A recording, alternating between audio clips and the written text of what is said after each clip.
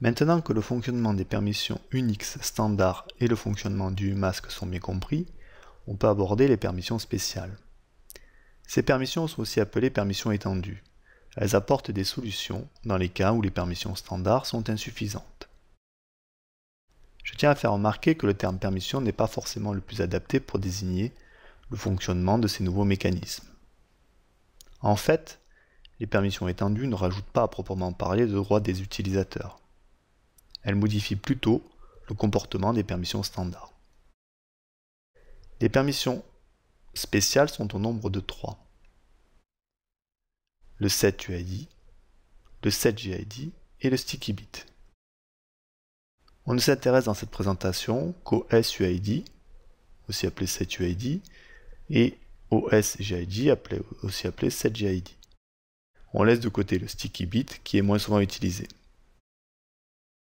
Les permissions setUID, setUserID et setGID, setGroupID sont associées à la permission exécuter. Elles sont donc généralement placées sur des programmes exécutables. Lors de l'affichage des permissions avec la commande ls-l, on voit que le setUserID est placé car un S remplace le X de la permission exécutée. Première chose à bien retenir, le SUID et le SGID ont un comportement différent selon qu'on les place sur un fichier ou sur un dossier. Examinons le cas où le SUID, le setUID ou le setGID est placé sur un fichier. On va se limiter, dans un premier temps, à l'étude du cas où on n'aura que le setUserID, donc le setUID, ou aussi appelé le SUID. Lorsqu'un utilisateur lance un programme sur lequel on a placé la permission setUID, tout se passe comme si c'était le propriétaire du fichier qui exécutait la commande et non pas l'utilisateur en cours. Je vous laisse méditer quelques petites secondes sur cette phrase avant de passer à une petite démo. Durant cette petite démo, nous allons voir concrètement l'effet de placer la permission setUserID sur un fichier. Donc nous avons toujours notre même machine que l'on a depuis le début de cette présentation. Donc on a une machine Linux sur laquelle on a plusieurs utilisateurs qui ont été créés. Et nous allons nous intéresser à faire quelques tests en utilisant vim qui permet d'éditer des fichiers. Donc là, je me place en tant que user1 et imaginons que je lance la console vim. Donc, hop, je change de session et je vais regarder la liste des permissions des processus qui sont actifs. Donc pour cela, j'ai la commande psaux. Je peux même filtrer en utilisant grep. psaux, je fais un pipe, je renvoie la sortie standard vers l'entrée standard de grep et je mets par exemple vim. Donc on voit, si j'analyse le résultat, tout à l'heure on avait la liste de tous les processus. Là avec mon grep, j'ai plus que les processus qui contiennent le terme vim quelque part, donc il va renvoyer 2 lignes, cette première ligne et bien sûr la commande vim, grep vim elle-même. Donc je regarde un petit peu, donc on a le processus vim, le logiciel vim qui est lancé et qui est la propriété de user1. C'est normal, hein, lorsque je l'ai lancé ici, c'est bien user1 qui l'a lancé. On est toujours avec notre utilisateur user1 maintenant. Imaginons que cet utilisateur crée un fichier vim, on va l'appeler fichier user1 sans setUID. Ok, je fais test et je sauvegarde. Je vérifie juste, hein, on peut refaire un petit coup de commande psaux grep vim. Donc on a la commande qui a été tapée ici, on voit le résultat de la commande, hein. On voit qu'on est en train d'utiliser vim pour éditer le fichier 1 setUID et que c'est bien user1 qui le fait. On voit ici entre autres le numéro de processus 71 117 qui est différent du numéro de processus que l'on avait utilisé précédemment. Ok, je teste et je sauvegarde. Je fais un ls-l et je regarde un petit peu. On a bien donc notre fichier user1 sans set UID avec les permissions RW, RW, R, R, R-. Pourquoi? Parce que si je tape le masque par défaut, on doit avoir un masque de 002. Maintenant, imaginons qu'on fait la même chose, mais qu'on va placer la permission set UID sur le programme VAIM. Donc dans un premier temps, il faut que je sache où est ce programme. Pour savoir où se trouve la commande VAIM, je tape where is VAIM. On voit que VAIM est à plusieurs endroits. Dans user bin VAIM, c'est là où on doit avoir l'exécutable qui doit être présent. Donc je fais un ls-l /user bin VAIM. On voit que le logiciel VAIM, la prompt VAIM, appartient à root, groupe propriétaire root, et a les permissions rwx, r-x, r-x. Imaginons que je place le set UID sur ce programme. Je fais chmod u pour user, pour dire que root aura la permission plus s pour suid user bin VAIM. Lorsque je refais la commande ls-l, je note l'affichage de la console a un petit peu changé. La console me signale qu'on a un programme qui est set UID. Et je vois ici que j'ai un petit s à la place du petit x que l'on avait précédemment, qui va m'indiquer que j'ai placé le set user ID. On note qu'on n'a pas le set JID de placer. Pourquoi? Parce que le petit x associé au groupe n'est pas transformé en petit s. Ok, donc imaginons maintenant que j'utilise la commande VAIM pour créer un fichier user1 avec set UID. Okay. Imaginons que je revienne dans ma console avec root et que j'affiche la liste des processus actifs sur le système. Qu'est-ce que je constate par rapport à l'étape précédente? Là, je suis bien en tant que user1 quand j'ai lancé la commande VAIM. Par contre, lorsque je regarde les liste des processus, ce processus n'appartient pas à user1, mais il appartient à root. Pourquoi? Répondons à cette question du pourquoi. Eh bien, c'est tout à fait normal si on revient un petit peu à la définition. On a dit, lorsqu'un utilisateur lance un programme sur lequel on a placé la permission set UID, tout se passe comme si c'était le propriétaire du fichier qui exécutait la commande et non pas l'utilisateur en cours. Ici, si je regarde, le propriétaire du fichier VAIM, c'est root. L'utilisateur en cours, c'est bien user1, mais la définition nous dit que lorsqu'on a le SUID qui est placé, le set user ID, comme dans ce cas ici, ce n'est pas l'utilisateur qui lançait le programme, mais tout se passait comme si c'était le propriétaire du fichier qui avait lancé le programme. Et donc, ici, mon programme VAIM, lorsque user1 le lance, en fait, c'est comme si c'était root qui le lançait. Et si je regarde ce fichier user1 avec cette UID, imaginons que j'insère quelque chose, j'enregistre. Si je fais un ls-l, regardons un petit peu les différences. Dans un cas, le fichier sans set UID, on avait rw pour user1 et user1. Par contre, le fichier avec le set UID, qu'est-ce qu'on constate? Ben, ce fichier n'appartient pas à user1, il appartient à root. Pourquoi? Lorsque maintenant n'importe quel utilisateur va lancer VAIM, le processus VAIM va s'exécuter avec le compte du propriétaire de VAIM, c'est-à-dire root. Question supplémentaire, quelle peut être l'utilité d'un tel système? Dans quel cas on a besoin de ça? Examinons un cas véritablement concret, parce qu'il faut quand même être clair que dans VAIM c'est pas utilisé, hein. Donc même pour des raisons de sécurité, il vaut mieux ne pas laisser le set user ID placé sur un fichier. Donc u-s /user bin VAIM. Je vérifie. Ok. J'ai bien enlevé la permission set user ID et je suis revenu avec mon petit x à la place du s. Donc, dans quel cas ça est véritablement utilisé? Eh bien, allons voir le cas où l'utilisateur user1, par exemple, essaye d'aller voir le contenu des fichiers des mots de passe. cat etc shadow. on voit qu'on a une permission non accordée. Donc là, je suis en simple utilisateur, j'ai pas le droit d'aller voir. En tant qu'utilisateur root, ici je suis bien root, cat etc shadow, on voit la liste des mots de passe. Enfin, alors c'est pas les mots de passe, hein.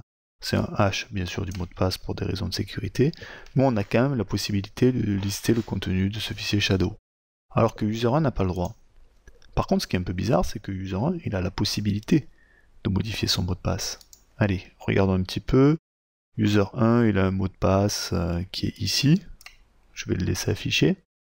Imaginons que je change le mot de passe passwd. Alors, il faut que je prenne quelque chose d'assez compliqué. Mot de passe user1, nouveau mot de passe.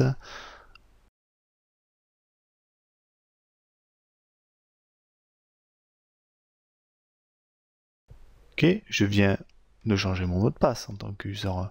Si je regarde maintenant le contenu cat etc shadow, je fais un grep user1. Tout à l'heure j'avais le mot de passe qui était ici $6, non c'était celui-là, $6, $bx, ainsi de suite. On voit que le mot de passe il a quand même complètement changé. Donc j'ai bien changé mon mot de passe alors que je n'ai pas accès au fichier etc shadow. C'est quand même bizarre. Comment pouvoir modifier un fichier alors qu'on n'y a pas accès? Si je regarde les permissions sur etc shadow, ls-l, on voit que le fichier etc shadow appartient bien à root, groupe propriétaire root, et que personne n'a aucune permission sur ce fichier-là. Alors c'est un peu un cas particulier, hein, parce que root, même s'il n'y a pas de permission, il a le droit de lire et d'écrire dans ce fichier-là. Mais quoi qu'il arrive, user1, lorsqu'il a fait sa modification de son mot de passe, il aurait jamais dû pouvoir écrire dans ce fichier-là. Comment cela fonctionne? On pourrait dire presque que c'est magique, mais non, en fait c'est scientifique. Pourquoi on arrive à écrire dans etc shadow? Je vous laisse réfléchir 2 petites secondes, essayer de voir une solution. Ben, tout simplement, il faut aller voir la permission sur le fichier user bin. Alors, non, je sais plus où il est. Where is pass dans user bin password.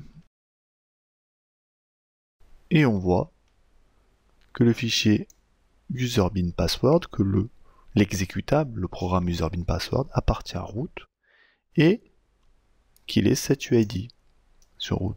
Donc lorsque j'utilise le programme passwd pour changer mon mot de passe, en fait, lorsque je fais la modification, je ne suis pas l'utilisateur courant, mais je suis le propriétaire de ce fichier, donc root. Ok, maintenant que le fonctionnement du setuid sur un fichier est bien assimilé, on peut revenir au cours. Donc on vient de faire notre démo. Que se passe-t-il lorsque l'on place la permission setGID sur un fichier, toujours pareil, sur un fichier exécutable? On peut s'en douter, hein, pas besoin d'avoir fait Polytechnique, mais bon, je vais quand même rappeler, le fonctionnement est quasi identique à celui du setUserID, mais pour le groupe. Imaginons un programme sur lequel on a placé la permission setGID. Lorsqu'on exécute ce programme, le système lance le programme avec comme groupe le groupe propriétaire du fichier. Sans le setGID, le système aurait lancé le programme avec le groupe primaire de l'utilisateur en cours. Bon, on vient de voir le fonctionnement des permissions setuid et setGID lorsqu'on les place sur des fichiers exécutables. Intéressons-nous maintenant au comportement de ces permissions lorsqu'on va les placer sur un dossier. On va voir que l'on a une bonne surprise. Le fonctionnement peut être résumé de la façon suivante. Lorsqu'un fichier ou un dossier est créé dans un dossier portant le droit SGID, donc on imagine, on a un dossier qui porte le droit SGID, à l'intérieur on crée un fichier, alors ce fichier se verra attribuer par défaut le groupe du répertoire. On peut dire que l'on a une fonctionnalité d'héritage, tout de moins pour le groupe. Voyons ça de manière un peu plus concrète dans une petite démo. Donc, bienvenue dans cette démo présentant le fonctionnement de la permission setGID, setGroupID, lorsqu'on va placer cette permission sur un dossier. Dans une précédente vidéo, on avait essayé de mettre en place un dossier commun. On pourrait dire un dossier partagé, même si tout se passe en local pour les différents utilisateurs. Pour mémoire, il s'agissait du dossier var script étudiant. Donc ici, j'ai ouvert plusieurs sessions. PWD, on est bien dans le dossier var script étudiant, on est etu1. Et ici, pareil, PWD. Et puis, je vais y aller en tant que route. C'était var script étudiant. Donc, on avait créé ce dossier. L'objectif était d'avoir un emplacement où plusieurs utilisateurs d'un même groupe pouvaient travailler sur les mêmes fichiers, les mêmes dossiers. On avait pour cela créé un groupe Unix, et on avait placé des utilisateurs, on avait donc créé un groupe étudiant. Si je me souviens bien, c'est des points, lorsque je regarde les permissions, ls-l, script étudiant, on avait vu qu'on a un groupe ici étudiant, et ce dossier appartient au groupe étudiant. Et on avait vu très rapidement qu'on n'avait pas d'héritage, et que ce problème de non-héritage nous embêtait fortement, parce qu'on avait du mal à faire correspondre notre besoin avec les possibilités du système Unix. Je rappelle un petit peu, je suis ici en tant qu'étu1, je suis dans le dossier donc script étudiant. Imaginons que je crée un dossier, donc je regarde d'abord ce qu'il y a à l'intérieur. Dossier étu1, il y en avait déjà un qui était créé, donc il appartient à étu1. Lorsque étudiant 2, ici je suis en tant qu'étudiant 2, je vais dans le dossier cd dossier étu1, je fais un ll, imaginons que j'essaye de créer un fichier, mkdir dossier, par exemple étu2, et on voit qu'on n'a pas la permission. Pourquoi on n'a pas la permission? Parce que si je regarde un petit peu en amont, pour l'instant, lorsque étu1 a créé son dossier étu1, ce dossier appartient à étu1 et n'appartient pas au groupe étudiant. Et donc on va voir que le droit SJID permet d'avoir un héritage du groupe. Donc dans un premier temps, je vais placer cette permission SJID. Pour la placer, il faut que je sois root. Je vais la placer sur le dossier script étudiant. Donc chmod G plus S pour placer donc le SJID. Donc c'est un paramètre qui est associé au groupe. On place la permission plus S et puis script étudiant, le nom du dossier. Si je fais un LL ou un ls-l, on voit maintenant que sur le dossier script étudiant, à la place du X, j'ai un S. Imaginons maintenant que étu1 crée un dossier étu1 avec SJID. Je suis étu1, mkdir, dossier étu1 avec SJID. Si je regarde, on a bien ce dossier, et si je compare avec le dossier précédent où on n'avait pas le SJID qui était placé, on voit maintenant que le dossier, il appartient à étudiant, et non plus à étu1. Donc on a un héritage du groupe du dossier parent, qui est script étudiant, et en plus on voit quelque chose qui est quand même faramineux, en plus d'avoir l'héritage du groupe, on a aussi l'héritage de la permission S. C'est-à-dire que si je suis en tant qu'étu2,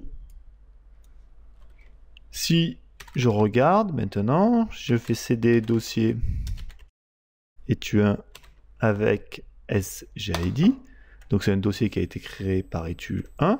Si maintenant je crée à l'intérieur de ce dossier, un dossier, mettons, dossier étu2, tout à l'heure j'avais pas le droit, maintenant j'ai le droit de créer un dossier, et on voit que ce dossier hérite toujours du groupe étudiant, et qu'il a toujours le droit S. Ce qui fait que par exemple, en tant que étu1, il va aller dans cd dossier étu1 avec SJID, il peut maintenant aller dans le dossier étu2 par exemple, et il peut même créer un fichier touch, on va faire un beim, file 1.txt. Je sauvegarde et j'ai bien la possibilité d'avoir sauvegardé mon dossier.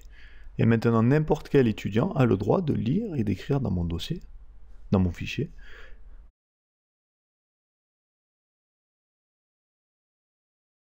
CD, donc ici je suis en tant qu'étude, LL, BAM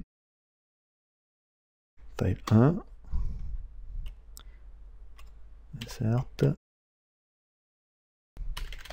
ça fonctionne, sans aucune difficulté, le dossier continue quand même d'appartenir à étude 1, d'accord, et étude 2 a le droit de modifier, pourquoi? Parce qu'il appartient au groupe étudiant.